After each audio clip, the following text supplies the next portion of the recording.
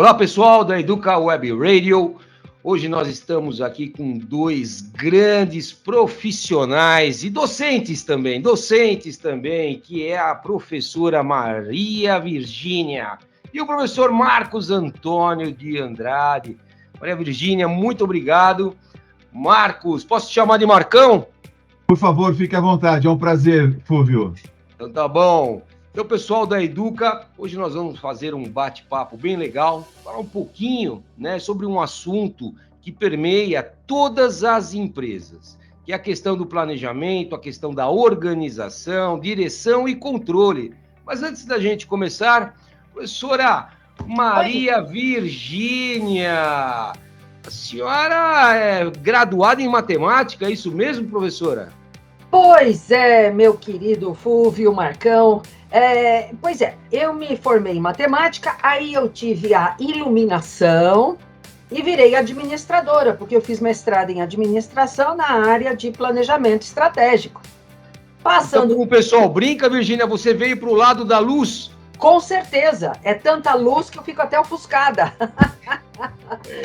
Então você se formou, então, em matemática e depois você acabou migrando, para a área de administração, onde você fez o teu mestrado e o teu doutorado. Aí o doutorado, veja, na minha época, como já faz um certo tempo, lá na PUC não tinha doutorado em administração.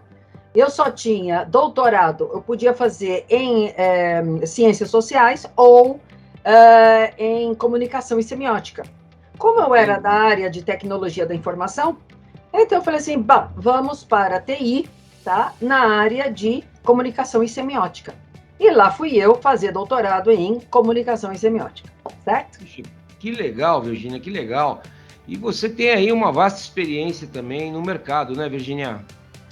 Ah, sim. Trabalhei em bancos, vários bancos, e agora estou aposentada. Mas eu estou sempre aqui estudando, vendo novas funções, novas tecnologias. Estou vendo muitas aulas sobre o chat GPT, como pode ser aproveitado em empresa, em salas de aula, isso que é o grande segredo, né? E, enfim, eu creio que todo o nosso conhecimento sempre nos leva a conhecer mais. Estamos sempre procurando mais alguma coisa, né? Eu acho que a gente não para nunca de estudar, né, Fúvio? Não paramos nunca. É sempre assim. Jamais, né, Virgínia? Não tem como, né? Ainda mais vivendo num mundo, tão complexo, né? E tão inquietante, né? Não tem como a gente ficar parado, não tem como a gente ficar sem estudar, né? E ficar atento às mudanças que estão acontecendo com muita rapidez, né? Com certeza. Estamos vivendo uma fase, eu diria, além de ser extremamente difícil, porque hoje, se você não vai numa consulta médica com seu celular para pegar o token do seu plano de saúde, você não consegue ser atendido. Vocês já viram isso? Já viram isso? É um absurdo, meus queridos. É um absurdo. Você vai ao médico, você precisa do seu celular para receber um token do seu plano de saúde. Enfim. Outro dia, Virgínia, acerca desse assunto que você está falando, eu li uma reportagem no Estadão justamente sobre isso e falando das dificuldades, que as pessoas mais velhas, o pessoal da terceira idade, está tendo em relação a isso, porque eles não são nativos digitais e eles têm uma dificuldade enorme de entrar nos aplicativos na hora de fazer uma consulta, pegar o token, e assim por diante, né? Sim. E outro dia eu estava no Hospital Samaritano, meu marido passou por uma consulta, e uma senhora, acho que devia ter em torno da minha idade, 65 anos, ela não sabia pegar a senha pelo token. Aí eu fui lá tentar ajudar, porque ela não conseguia, ela não tinha essa habilidade, ela também estava em casa há muito tempo, já estava aposentada há muito tempo, então isso realmente, gente, fica muito difícil.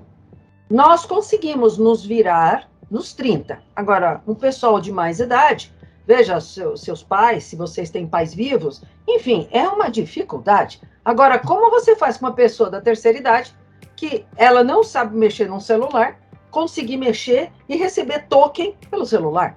Gente, complicado, né? Complicado.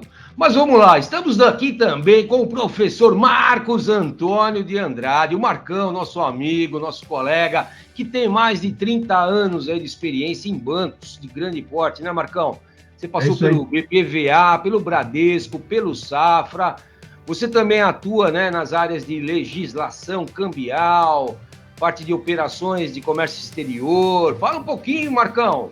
Vamos lá, tudo bem, Fúvio? É um prazer estar aqui com vocês. Parafraseando um pouquinho a nossa amiga Virgínia, eu já nasci do lado da luz, né? Então eu já vim da administração, tá? Eu fiz mestrado em estratégia também, meu mestrado de administração estratégica, e fiz várias especializações, principalmente na parte de economia e mercado, porque também mercado financeiro, sempre trabalhei na área de tesouraria internacional, tá? Fiz parte da FEBRABAN, do conselho, da comissão de câmbio da equipe da FEBRABAN. Aliás, tenho um contato com a FEBRABAN até hoje. Então, acabei aí, devido aí à necessidade de mercado, me especializando na área de comércio exterior. E atualmente também trabalho com parte de compliance e também com ISO, a parte de padronização de processos, principalmente voltados às operações de comércio internacional, tá? E apenas dando um pitaco aí no bate-papo de vocês, seria um tema que a gente até poderia trazer para a discussão de inclusão social, né, da terceira idade. O pessoal fala muito de inclusão social, e esse é um tema que eu acho que vale a gente bater um papo e colocar algumas questões, porque é um público que, apesar da idade, está atuante e sente aí uma dificuldade por causa justamente das automações que estão realizando no mercado como um todo. Sim, sim. Perfeito, Marcão. Bom, ouvintes da Educa Web Radio, né, nós estamos então aqui hoje para a gente falar um pouquinho, né, sobre um acrônimo. Sim, acrônimo PODIC, né? Muitos podem confundir aí como um podcast, mas não é. Na verdade, quando a gente fala de PODIC, nós estamos falando de um acrônimo utilizado para representar as 4 funções principais da administração em uma empresa, que é o planejamento, a organização, a direção e o controle. Essas 4 funções, elas formam a base, né, do processo de gestão e são amplamente reconhecidas como componentes essenciais para alcançar os objetivos de uma empresa, de uma forma eficaz e eficiente, né? Tendo colocado isso, Marcos, Virgínia, eu acho que a gente pode começar o nosso, né, bate-papo falando um pouco aí sobre a questão do planejamento, né? O P do PODIC, que se refere, então, como eu disse, ao planejamento. Virgínia, na sua vasta experiência, né, como um pequeno empresário pode criar um plano de negócio eficaz? Olha, primeiro, planejamento, parece que tudo passa pelo planejamento, tá? Desde a nossa, vamos pensar assim, no churrasco de final de semana. Já começa como? Quantas pessoas eu vou chamar? Quem é que vai trazer a carne? Quem é que vai trazer a cerveja? Quem é que vai trazer o refri? Vai ter refri diet para os diabéticos? E por aí vai. Quem traz o pão? Quem faz a maionese? Então, já começa com uma coisa simples, que é o planejamento.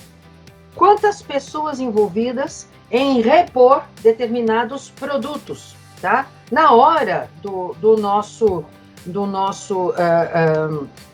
churrasco. Então, eu vejo que planejar, a nossa vida toda começa com planejamento, né? Mesmo a nossa vida profissional, como nós vamos preparar as nossas aulas, quando que nós faremos as nossas provas, quando nós lançaremos as nossas notas, isso para o professor. E para as empresas de vocês, que vocês são empresários também, eu entendo que você também tem que ter um plano quando você vai pagar seus funcionários, tá? Quando você vai pagar todos os seus encargos sociais e vai por aí afora. Então, temos uma vasta forma de trabalhar a questão do planejamento.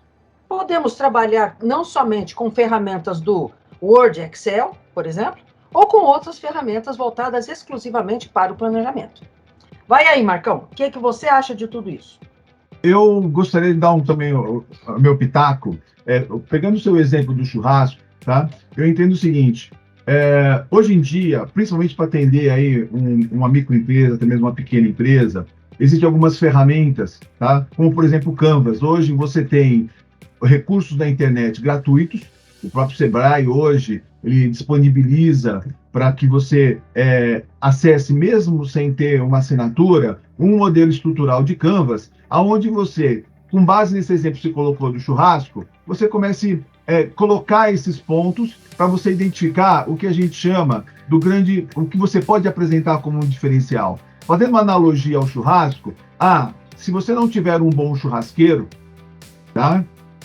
Todos os ingredientes, de alguma forma, serão em vão, tá? E o que acontece? Você utilizando algumas ferramentas, como, por exemplo, o Canvas, primeiro, vai te dar uma oportunidade para você mapear a elaboração desse churrasco, perfeito? E vai ver o seguinte, olha, qual vai ser o melhor churrasqueiro que eu vou colocar para que esse churrasco seja um sucesso. Marcão, explica para os nossos ouvintes o que é o Canvas, porque muitos provavelmente já devem ter ouvido falar, mas não sabem efetivamente, né, o que é essa ferramenta chamada Canvas. Essa ferramenta chamada Canvas, ela vem do conceito do empreendedorismo. Hoje em dia, a maioria dos empreendedores, eles procuram algum apoio, alguma orientação de como iniciar uma atividade comercial, até mesmo o seu próprio negócio. E essa ferramenta Canvas, o que é? É uma estrutura muito simples, muito objetiva, onde você tem 8 itens que você tem que, de alguma forma, enquadrar para que você consiga viabilizar o desenvolvimento de um negócio ou de uma atividade. Perfeito? Claro que a partir daí você tem algumas outras etapas. Se um dia vocês quiserem, a gente até pode bater um bate-papo, onde nós estruturaríamos um exemplo de um negócio, tá?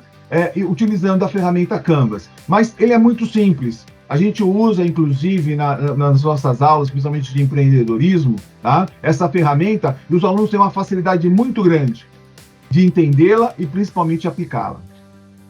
Perfeito. Virginia, você deu um exemplo muito bacana, né, para nós e para os nossos ouvintes acerca do como funciona um planejamento, né? Dentro de uma organização, a gente entende que esse planejamento ele abrange tanto decisões estratégicas quanto as táticas e operacionais, correto? Certo. E um empresário ele deve considerar os fatores internos e externos também nesse planejamento? Esse empresário, levando em consideração que ele está no nível estratégico, eu colocaria que ele é aquele que tem a visão macro de onde ele está e para onde quer chegar. O detalhamento será feito pelo nível tático, ou seja, pelos gerentes que estiverem, digamos, subordinados ao empreendedor. E, por último, o nível operacional é todo o pessoal que trabalha na linha de produção, digamos assim, ou linha de montagem, como preferirem. Então, sim, ele deve se preocupar tanto internamente com o que acontece dentro da empresa, como em questões externas. E aí nós podemos depois, no lado tático, trabalhar com os outros níveis, por exemplo, com finanças, operações, ou produção, marketing, enfim. E aí, trabalhando cada um desses tópicos para que ele possa saber exatamente quanto é que ele pode gastar, quanto ele pode investir, como ele realmente, o que é que ele vai gastar com todo o trabalho dele e como é que ele vai reinvestir na empresa, claro, porque ele também tem que pensar em tudo que ele vai ter que colocar do bolso para que a empresa consiga decolar, né? Perfeito, Virginia. Marcão, em relação ainda ao planejamento, né, e falando um pouco sobre dificuldades, né, você entende que no ambiente de negócios, como ele está sempre em uma constante evolução, um gestor que fica muito preso, né, a um planejamento muito rígido, ele pode dificultar, né, a uma possível adaptação às mudanças, por exemplo, repentinas que acontecem no mercado? Muito bem, Fulvio, eu gostaria de pegar um pouquinho aí o gancho da Virgínia, tá? pelo seguinte, no planejamento, a gente sempre até costuma comentar com os alunos, é importante você estabelecer algumas diretrizes, tá? E nessas diretrizes, justamente, fazendo essa análise das variáveis de ambiente interno, tá? Que são sob seu domínio, e, obviamente, mapeando as variáveis de ambiente externo, que muitas delas não são do seu domínio, mas você tem que, de alguma forma, colocá-las no teu radar, que, inclusive, a gente entra no conceito até de fazer uma gestão de risco, tá? Mas o mais importante é você definir o quê? Etapas, tá? Você definir tempo e, principalmente, recursos. E aí eu vou procurar responder a tua pergunta fazendo essa analogia. Eu sempre brinco, eu falo assim, olha, um planejamento, sempre coloque na tua mente a pizza, aonde você tem um período que geralmente é de 1 ano, tá? E aí você pode cortar essa pizza em alguns pedaços. Tradicionalmente você corta em 4, que aí você tem o quê?